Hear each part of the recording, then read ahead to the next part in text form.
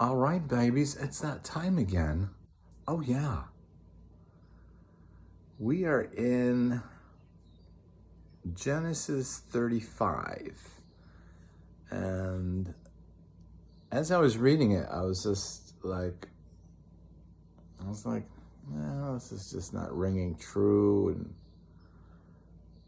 that doesn't really make sense. And I was like looking back on it, I'm like, I don't know what I can say about this.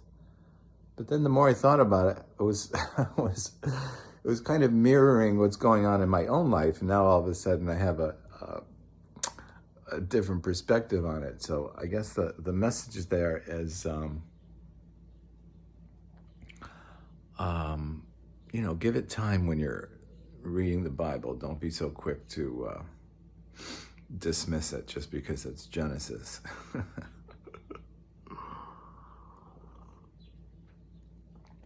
Having decaf coffee. Oh yeah, baby. What's the point?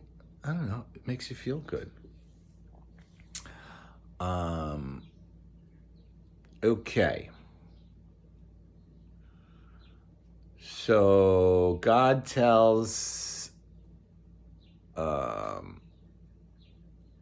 Jacob to take his family, purify themselves, and go to Bethel to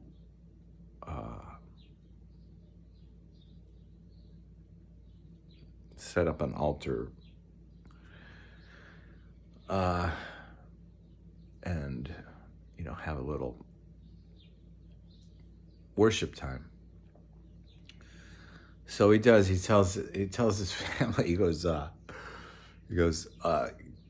Get rid of your idols, and take your earrings off, and purify you. Change your clothes.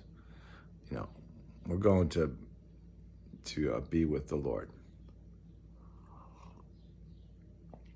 I'm thinking, okay, that sounds interesting. Certainly, we all have idols in our lives, and some of us don't want to admit that they're idols. Yeah. And so it's basically anything that gets in the way of your progress with God. Yeah, baby, because you're attached to it. Why would you be attached to something more that would keep you from access to truth, complete self-actualization, and service to others? An idol. Now, why they have to take the earrings off? Don't know. Probably has something connected with the practices of whatever pagan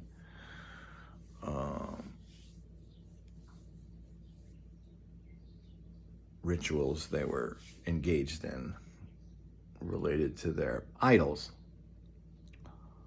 So, interesting phrasing in Genesis 35. It's Jacob hides this stuff. He doesn't destroy it, discard it. He hides it.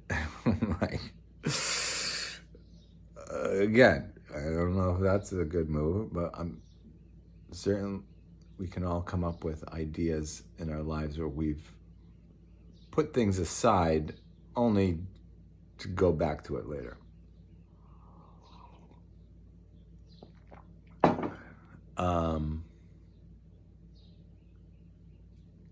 Yeah.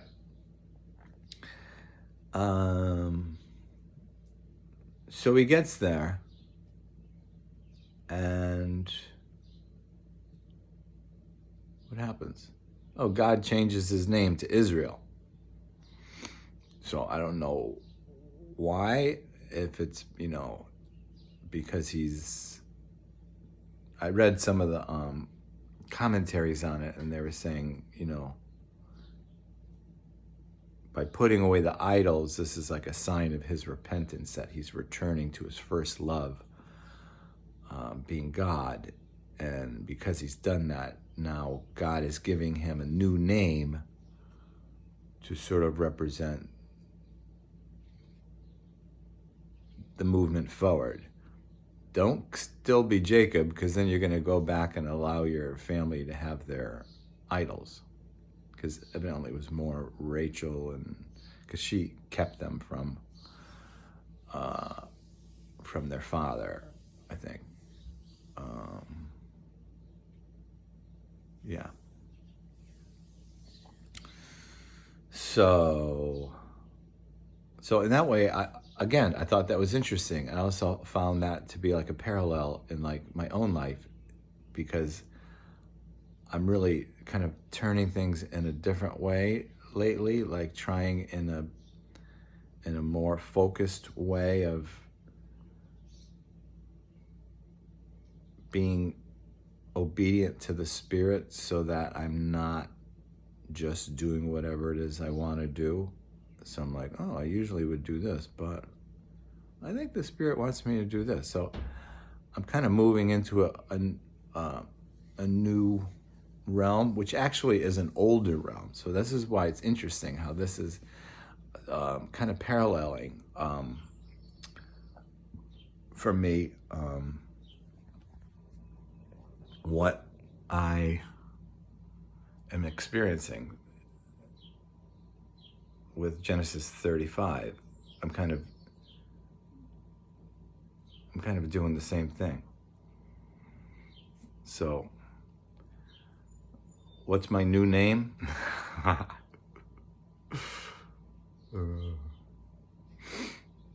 have no idea. So what else happens? One of the things that kind of disturbed me about it, always something disturbs me in Genesis, that God reminds, as he gives Jacob his new name, Israel,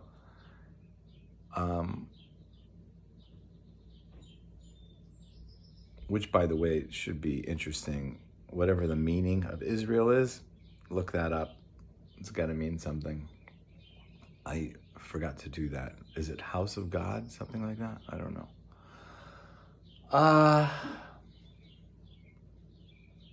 But it's better than Jacob, right? Because Jacob means supplanter, which is kind of getting back to his deception, his life of deception.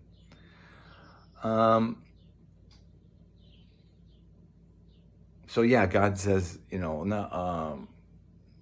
a reminder, I told Abraham and your father Isaac, that I would give them many descendants, and now they're going to come from you.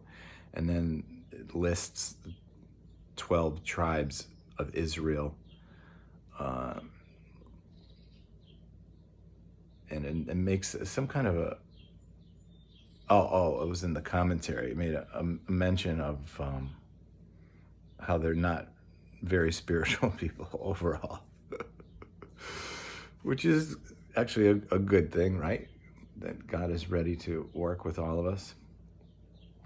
And that's certainly the case, because Jesus' death is for all, or anyone who would call on his name.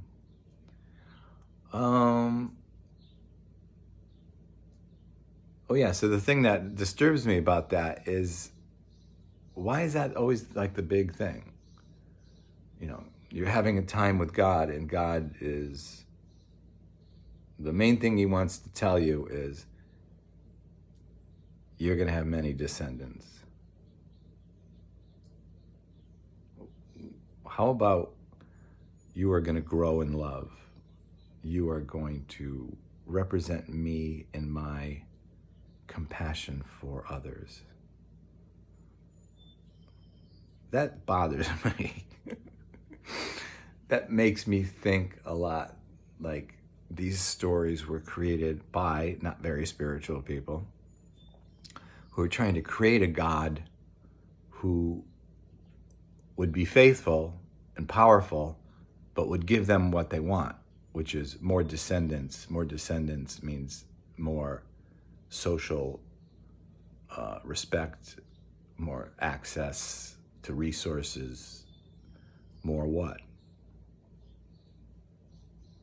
genocide, and then you're going to call your conquered land given to you as a promise from God after thousands of people died, instead of the character of God being built in you. Yeah, that bothers me. So in my case, I'm moving into a new realm where I'm looking for those things. I'm looking for God to give me his character. I'm not looking for resources or high social standing or anything like that.